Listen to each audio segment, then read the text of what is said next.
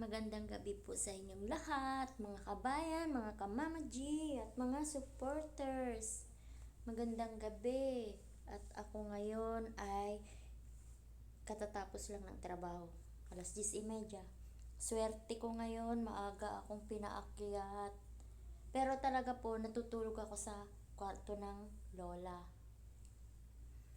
So, i-update ko lang kayo ngayon kasi nga na eligibility ko. Nawalan ako ng eligibility para kumita. Sayang Pero may babalik naman kung mahahabol ko yung requirements ni YT.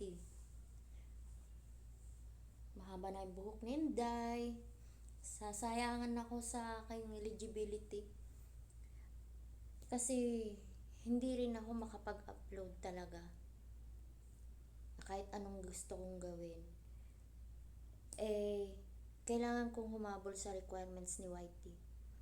So, ikwento ko lang sa inyo na kahit pala short na videos, kailangan tayong mag-upload para may views.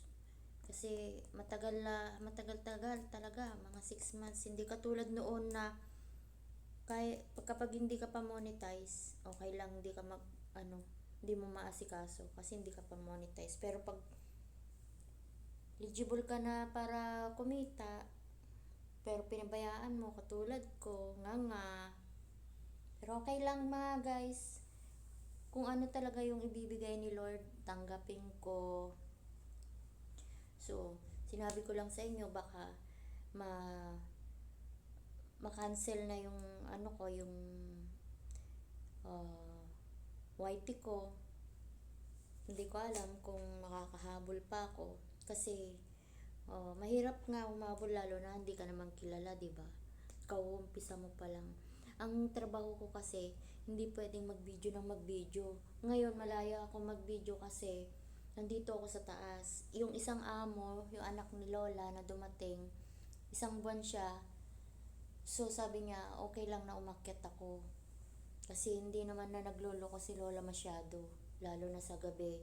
Sa gabi kasi kailangan siyang bantayan.